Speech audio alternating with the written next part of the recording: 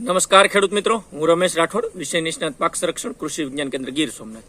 ખેડૂત મિત્રો, અત્યારે શિયાળુ ઋતુનો અગત્યનો પીરિયડ ચાલી રહ્યો છે અને આમ જોઈએ ગુજરાતની અંદર અને આખા દેશની અંદર ખૂબ મોટા પ્રમાણમાં ઘઉંનું વાવેતર થાય. કહેવાય કે આ ધાન્ય વર્ગનો ખૂબ અગત્યનો પાક છે અને આમ તો રોજિંદા જીવનની અંદર ખાવા માટે આપણે આનો ઘઉંનો ખૂબ ઉપયોગ કરતા હોઈએ. શિયાળુ ઋતુની અંદર અત્યારે જે ઘઉંનું વાવેતર છે એની અંદર ઘણી બધી સમસ્યાઓ પણ છે. ઘણી જગ્યાએ વાવેતર પૂર્ણ થઈ ગયા છે.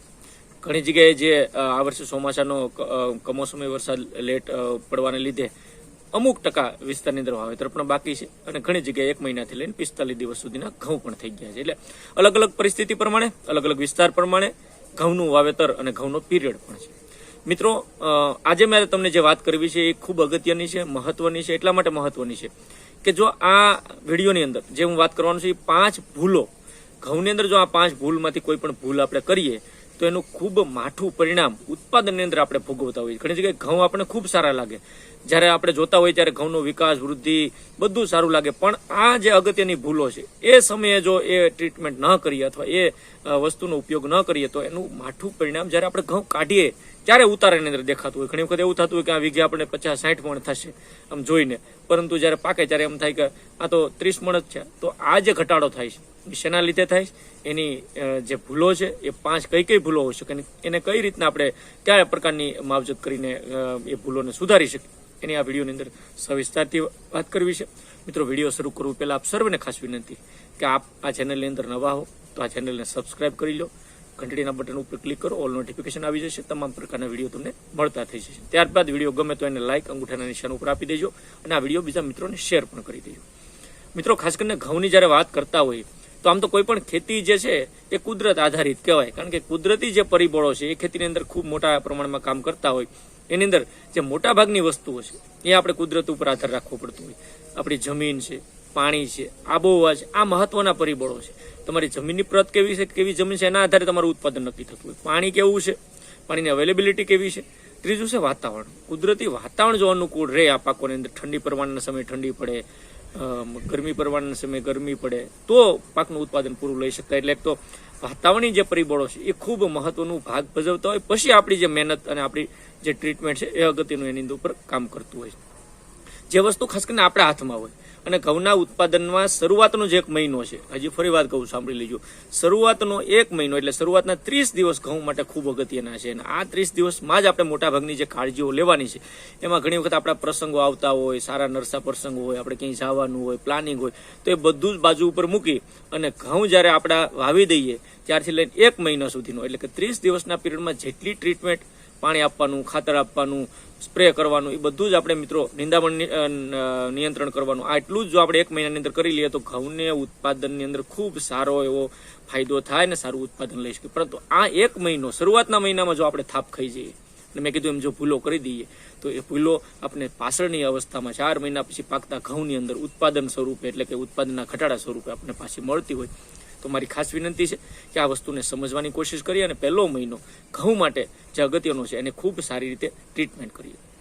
અમુક ખાસ કરીને નાની જે વસ્તુઓ છે એ ધ્યાને રાખવી જરૂર છે અને એને 5 મુદ્દાની અંદર જે 5 ભૂલો છે એમાં પહેલી ભૂલ છે ઘઉંમાં પિયત આપવાનું. ક્યારે પિયત આપવું જોઈએ? શરૂઆતમાં હું તમને થોડીક માહિતી આપી દઉં કે પહેલાં ઘઉં આપણે કોરામાં વાવી દેતા હોય, ત્યારબાદ ઉપર પાણી આજ વાવ્યા હોય તો આજને આજ અથવા તો કાલે સવારે પાણી આપણે આપી દેતા હોય. પછી ઘણા લોકો 4-5મા દિવસે બીજ વાણતા હોય અને પછી અથવા તો અત્યારે ભેજની અવસ્થામાં ઘઉં કોરામાં વાવીને પાણી આપીને પછી આપણે ખેંચાવા દેવાતા હોય. તો એના પછીનું જે પિયત આપી એ પહેલું પિયત આપણું ગણાય. એટલે પ્રથમ પિયત ઘઉં માટે ખૂબ મહત્વનું છે અને એટલા માટે મહત્વનું છે કારણ કે એ જે સ્ટેજ છે CRI stage, crown root initiation, એટલે મુકુટ મૂળ અવસ્થા, જે ગાંઠ બંધાતી હોય. તમે જે દાણો વાવો છો એક નીચે મૂળ જતું હોય, ઉપર એનો કોટડો ફૂટીને ઉપરની સાઈડ જતો હોય અને એમાંથી જે એની ગાંઠ બંધાતી હોય એટલે મુકુટ મૂળ અવસ્થા જેને કહીએ, મુકુટ જેવી અવસ્થા હોય ને ત્યાંથી જે ફૂટ થાય છે એ આપણને ઘઉંમાં ફૂટ સ્વરૂપે મળતી હોય ને એમાં પછી ડુંડીઓ વધારે આવતી હોય. એટલે આ અવસ્થા સૌથી મહત્વની. મોટા ભાગના ઘઉંની અંદર, વેરાયટીઓની અંદર 18 થી લઈને 21-22 દિવસમાં આ અવસ્થા આવતી હોય. પછી થોડુંક જમીન ઉપર આધાર રાખે. તમારી કાળી અને ઘાટી અથવા વધારે ભેજ સંગ્રહ શક્તિ મધ્યમ કાળી જમીનો હોય તો એને પિયત થોડુંક આપણે 2-5 દિવસ મોડું આપવાનું હોય. આછી જમીન હોય, રેતાળ જમીન હોય, ભેજ સંગ્રહ શક્તિ ન કરતી હોય તો આપણે થોડુંક 2 દિવસ અગાઉ પિયત આપવાનું. પણ પિયતનો જે ગાળો છે પેલું પિયત એ આમ જનરલી નક્કી કરીએ તો 18 થી લઈને 22-25 દિવસના પીરિયડમાં આપવાનું હોય. આછી જમીન હોય તો 18-19-20 દિવસે આપી ગયો, અને થોડીક ભેજ સંગ્રહ શક્તિ વધારે કરતી હોય તો આપણે 22 થી 25 દિવસમાં પિયત આપી શકીએ. એટલે પહેલું પિયત CRI સ્ટેજે, ક્રાઉન રૂટ ઇનિશિયેશન સ્ટેજે, મુકુટ મૂળ અવસ્થાએ આપવું જોઈએ. જો નહીં આપો તો આના લીધે 36% જેટલો ઉત્પાદન અંદર સીધો ઘટાડો ખાલી એક અવસ્થા, આ અવસ્થામાં ફૂટ નહીં થાય એટલે તમારું ઉત્પાદન સીધું જે આવતું હોય, મેં કીધું ને 100 મણ આવતું હોય તો એમાં 36 મણ ઘટવાની શક્યતા છે. એટલે આ એક પહેલું પિયત. અને પહેલી ભૂલ જે ખેડૂત મિત્રો કરતા હોય, પિયત ઘણા અગાઉ આપી દે છે, 10-12-15 દિવસમાં જ પિયત આપી દે. તો મિત્રો એટલું બધું અગાઉ પિયત આપવાને લીધે પણ ઘણું નુકસાન એ થાય, ઘણી વખત ઘઉં પીળા પડી જાય. બીજું એ થાય જે ફૂટ થવી જોઈએ, ભેજ સતત રહેવાને લીધે ફૂટ ન થાય, એટલે એને જે ખેંચાય છે પીરિયડ, આપણે કીધું ને પહેલા 1 તારીખે વાવેતર કર્યું, 1 થી લઈને 18 તારીખ સુધી આપણે પિયત નથી આપતા. ત્યારબાદ જે પિયત આપી તો એ મુકુટ મૂળ અવસ્થાના મૂળ બેસવાની કે મૂળ ફૂટવાની જે અવસ્થાઓ છે એ અવસ્થા આવવા દેવી પડે. વહેલું પિયત આપવાથી નુકસાન થાય, ઘણી વખત મોડું પિયત આપી જાય, એ સમય નીકળી જાય, 30-35 દિવસે પિયત આપે સીધું, તો પણ નુકસાન થાય. એટલે જે યોગ્ય સમય છે ખેતીની અંદર, સમયનું ખૂબ મહત્વ છે, અને યોગ્ય સમયે કરશો ટ્રીટમેન્ટ એનો તમને ફાયદો મળતો હોય. તો આ એક ખાસ કરીને ધ્યાને રાખવાનું છે. મેં કીધું એમ આછી રેતાળ જમીન હોય, ભેજ સંગ્રહ શક્તિ ન કરતી હોય તો એની અંદર આપણે 18 દિવસ અથવા 18 દિવસના 1-2 દિવસ પહેલા પણ પિયત આપી શકીએ. ઘાટી જમીન છે, કાળી જમીન છે, મધ્યમ કાળી જમીન છે, ભેજ વધારે સંગ્રહ શક્તિ કરતી હોય તો 22 થી લઈને 25 દિવસે પિયત આપવું જોઈએ. દિવસો તમારે ગણવાના છે. જનરલી આજ વાવેતર કર્યું છે તો બીજવાણી જો છો, એ તો બીજા-ત્રીજા દિવસે જ્યારે પાણી આપો છો ત્યારથી લઈને આપણે દિવસોની ગણતરી પણ મિત્રો કરી શકતા હોય છે. ઘણા બધા મિત્રોના પ્રશ્ન હોય છે કે ભાઈ ક્યારે દિવસો ગણવા, પીરિયડ કયો ગણવો. તો આ પીરિયડ મારા દ્રષ્ટિએ ખૂબ અનુકૂળ છે કે આજે 1 તારીખે વાવેતર કર્યું, 3જી કે 4થી તારીખે ફરી પાછું બીજવાણો છો, તો વચ્ચેનો ગાળો જો આપ લઈ શકશો તો ખૂબ સારી રીતે આપણે એને દિવસોની ગણતરીનું પણ કેલ્ક્યુલેશન મિત્રો કરી શકતા હોય. અને આ અવસ્થા મેં કીધું મુકુટ મૂળ અવસ્થાએ પિયત આપવું જોઈએ. એટલે પહેલો પોઈન્ટ છે પિયત ક્યારે આપવું, અને પિયત મહત્વનું ખૂબ અગત્યનું છે. બીજું છે ખાતર. એની અંદર ખાસ કરીને યુરિયા ખાતર. હવે ઘણા બધા મિત્રોના પ્રશ્નો હોય પાણી પહેલા આપવું કે પાણી પછી આપવું. તો આપણે એક સ્પષ્ટ ભલામણ છે, આછી રેતાળ જમીન હોય, જો ભેજ સંગ્રહ શક્તિ ઓછી હોય એવી જમીનોમાં આ પિયત આપીને પછી યુરિયા આપો તો તમને અનુકૂળ રહેશે. પરંતુ જ્યાં કાળી જમીન છે, ખૂબ ભેજ સંગ્રહ શક્તિ વાળી જમીન છે, એકવાર પાણી આપી દઈએ અને પાણીની પછી 5 દિવસ સુધી ખેતરમાં જવાની પરિસ્થિતિ જ નથી, પગ ખૂતી જાય છે, તો એવી જમીનોમાં ખાસ કરીને આપણે ભલામણ એ પણ કરી શકીએ કે આગળના 1-2 ક્યારામાં યુરિયા એની સાથેના જે પણ ખાતરો આપણે ભલામણ અગાઉ કર્યા, ઝીંક સલ્ફેટ છે અથવા હ્યુમિક 98% વાળું છે, તો એને આપી ગયો અને પાછળ પિયત આપો તો પણ વાંધો નથી. પણ એ કાળી અને મધ્યમ કાળી કે ભેજ ખૂબ સંગ્રહ શક્તિ કરતી હોય એવી જમીનોમાં તો ખાસ કરીને આ બંને મેં જેમને કીધું હલકી જમીન અને ભારે જમીનમાં આપવાની પરિસ્થિતિ યુરિયા પિયત આપીને યુરિયાનો ડોઝ આપવો જોઈએ. અને વિઘાટી 16 ગુઠાના વિઘાટી જનરલી 16 થી લઈને 18 કિલો જેટલું આપણે યુરિયા મિત્રો આપવું જોઈએ. ઝીંક સલ્ફેટ 33% વાળું 2 કિલો આપવું જોઈએ, અને હ્યુમિક 98% છે 200 ગ્રામ જેટલું 1 વીઘાની અંદર આપી અને આ ટ્રીટમેન્ટ ખાતરની એટલે પોષણ, કારણ કે રૂટ ફૂટી ગયા હવે એને પોષણ જોઈશે, તો પોષણ પણ બીજો મુદ્દો અગત્યનો જે એ ભૂલ થતી હોય તો ભૂલ સુધારી લે. ત્રીજી વસ્તુ છે માઇક્રોરાઇઝા. અગાઉ પણ મેં વાત કરી દીધી, માઇક્રોરાઇઝા ખૂબ અગત્યનું છે. અલગ અલગ ફોર્મની અંદર, લિક્વિડ, પાવડર અથવા દાણાદાર ફોર્મની અંદર પણ માર્કેટની અંદર મળતા હોય. તમે જે પણ સારી સ્ટાન્ડર્ડતાવાળા માઇક્રોરાઇઝા ખરીદી અને ઘઉંની અંદર મિત્રો વાપરવાનો આગ્રહ રાખજો. ઘઉંમાં ખાસ કરીને મેં કીધું 20-21 દિવસના સમયે જમીનમાં પૂરો ભેજ હોય ત્યારે આપણે માઇક્રોરાઇઝા વાપરીએ. ઘણા બધા મિત્રો યુરિયા ખાતર સાથે મિક્સ કરીને માઇક્રોરાઇઝા વાપરતા હોય તો તાત્કાલિક અસરથી વાપરવું હોય તો કોઈ વાંધો નથી, પરંતુ એને ખાસ કરીને સલ્ફર અથવા તો ફોસ્ફરસ સાથે મિક્સ ન કરવું, એટલે ઝીંક સલ્ફેટ સાથે મિક્સ ન થાય અથવા DAP સાથે મિક્સ ન થાય, કાળજી લઈએ. અને યોગ્ય રીતે અથવા પિયતની અંદર પણ મિત્રો તમે આપી શકો તો માઇક્રોરાઇઝા આ સ્ટેજે આપવાથી ખૂબ સારો ફાયદો થશે મૂળના વિકાસમાં.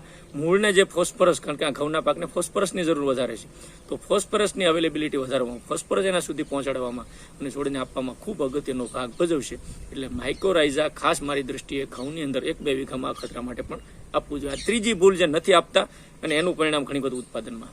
ચોથી જે ભૂલ છે મેં અગાઉ પણ વાત કરી દીધી, ઝીંક સલ્ફેટ યુરિયાની સાથે મિક્સ કરીને વાત. હવે ઝીંક સલ્ફેટ ઘણી વખત ઇસ્યુ એ થાય છે કે ઠંડીનો પીરિયડ હોય છે, અત્યારે ઠંડીની શરૂઆત થઈ ગઈ, વધારે પડતી ઠંડી અને તાપમાન જ્યારે નીચું જાય ત્યારે ઘણા બધા તત્વોની જે ઉપલબ્ધતા હોય એ ઓછી થઈ જતી હોય, એટલે છોડ લઈ ન શકતો હોય. આપણે નાખીએ છીએ તો એની અંદર ઝીંક પણ આવતું હોય કે ઝીંકની પણ અવેલેબિલિટી ઘણી વખત ઘટી જતી હોય. તો મિત્રો બીજો ઉપાય ઝીંકનો એ પણ છે, ચિલેટેડ ફોર્મમાં 12% EDTA ફોર્મમાં ઝીંક જે આવતું હોય એનો પણ મિત્રો સ્પ્રે ઉપરથી આપ લઈ શકો અને ઘઉંના પાકની અંદર પણ સ્પ્રેના સ્વરૂપમાં પણ આપ ઉપયોગ કરી શકો, અથવા તો મિક્સ માઇક્રોન્યુટ્રન જે સૂક્ષ્મ તત્વોવાળા ખાતરો છે એનો પણ ઉપરથી સ્પ્રેની અંદર પણ મિત્રો આપણે લઈ શકાય. એટલે આ ચોથી ભૂલ કે ઘણા લોકો ઝીંક નથી વાપરતા, તો એને માટે ખાસ મિત્રો મારી ભલામણ છે, જો તમે પાયામાં ઝીંક આપી દીધું હોય તો પછી આપવાની કોઈ જરૂર નથી, બીજી વાર ખર્ચો કરવાની જરૂર નથી. પરંતુ એકેવાર ઝીંક નથી આપ્યું તો 20-21 દિવસના ગાળે જ્યારે તમે પિયત આપો છો ત્યારે 33% વાળું ઝીંક અને 21% સલ્ફર એની સાથે હોય તો 1 વીઘામાં 16 ગુઠાના વીઘે 2 કિલો, અથવા ઘણી જગ્યાએ અલગ અલગ પ્રકારના ફોર્મ્યુલેશનમાં સલ્ફર પણ અલગ આવતું હોય અને ઝીંક પણ અલગ ફોર્મની અંદર આવતું હોય, એ પણ મિત્રો આપ વાપરી શકો, એમાં કોઈ ઇસ્યુ નથી. પણ ઝીંક ઘઉંના પાકની અંદર ખૂબ અગત્યતાવાળું છે અને એનો આખી ઝીંકની મહત્વ સમજાવતો વિડીયો પણ આ ચેનલની અંદર ઉપલબ્ધ છે મિત્રો. એ કદાચ તમને ખ્યાલ ન હોય તો જોઈ લેજો. ઝીંકની કઈ કઈ અગત્યતા છે, ક્યાં ઉપયોગી થાય, ઉત્પાદન વધારવામાં શું ભાગ ભજવે, એટલે ઘઉંના પાકની અંદર ઝીંક ખાસ મિત્રો આ તત્વ વાપરવું જોઈએ. અને આ તત્વ ઘણી વખત ન વાપરીએ તો અથવા જે પોષક તત્વો આપણે નથી નાખતા તો એ પણ આપણા ઉત્પાદનની અંદર ખૂબ મોટી ઘટ પેદા કરે. અને આ ભૂલ આપણી ચોથી ભૂલ મેં કીધી એમ કે ઝીંક ન વાપરવાની ભૂલ પણ આપણને ખૂબ ભારે પડતી હોય. અને પાંચમો જે મહત્વનો મુદ્દો છે એ સ્પ્રેનો છે. એની અંદર 2 પ્રકારના આવે. એક તો નિંદામણનું નિયંત્રણ. એવું કહેવાય છે કે નિંદામણ 33% જેટલું ઉત્પાદન ઘટાડવામાં ભાગ ભજવે. એટલે મિત્રો આ પણ પીરિયડ હોય છે. ઘઉંની અંદર મોટા ભાગે હાથ નિંદામણ કે આંતરખેડ કરવું મુશ્કેલ હોય છે, કારણ કે પાટલીનું વાવેતર હોય અથવા તો નવ ચાહે વાવેતર દાતાએ કરતા હોય તો મિત્રો એના માટે ખાસ બેસ્ટ જે મજૂરની અછત હોય એવા વિસ્તારની અંદર નિંદામણનાશક દવા, તો શરૂઆતમાં પ્રી-ઇમર્જન્સ પેન્ડિમિથાલિન વાપરી હોય, પણ પછીના જે તમે પીરિયડની અંદર ખાસ કરીને દવા વાપરો છો તો એ 20 થી લઈને 22-23 દિવસમાં પિયત આપી અને ભેજ હોય ત્યારે જ વાપરી લેવાની છે.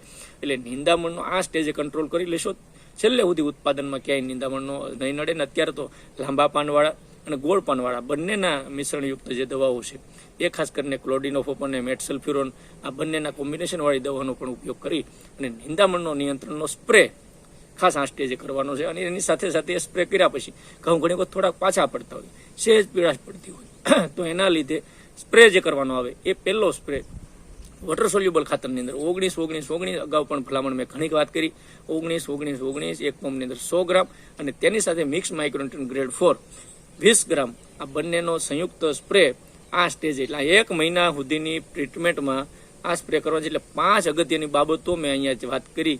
એની અંદર પિયત, ખાતરનો ડોઝ એટલે પોષક તત્વોની વાત થઈ, એની અંદર માઇક્રોરાઇઝાની વાત થઈ, એની અંદર ઝીંક સલ્ફેટ જેવા અગત્યના તત્વોની વાત થઈ, અને 5મી વસ્તુ હતી નિંદામણના નિયંત્રણ માટેનો સ્પ્રે અને ખાસ કરીને વોટર સોલ્યુબલ અથવા તો સૂક્ષ્મ તત્વોના ખાતરનો સ્પ્રે. આ 5 વસ્તુની કાળજી લઈએ તો મને લાગે ઘઉંનું બમ્પર અને સારામાં સારું ઉત્પાદન લઈ શકે. તો મિત્રો મને લાગે કે આ પ્રકારની કાળજી આપ લેતા હશો. જો ન લેતા હોય કે ભૂલ થતી હોય તો આ ભૂલને સુધારવા માટે આ વિડીયોનો ઉપયોગ કરી અને આપ આપણી ખેતીને સમૃદ્ધ કરો એવી આશા સાથે મારી વાણીને અહીંયા જ વિરામ આપું. ફરી પાછા મળશું એક નવા વિષય સાથે, નવી માહિતી સાથે. ત્યાં સુધી જોડાયેલા રહેજો. આપ સર્વે મિત્રોનો વિડીયો પૂરેપૂરો જોવા બદલ ખૂબ ખૂબ આભાર, ધન્યવાદ. Thank you.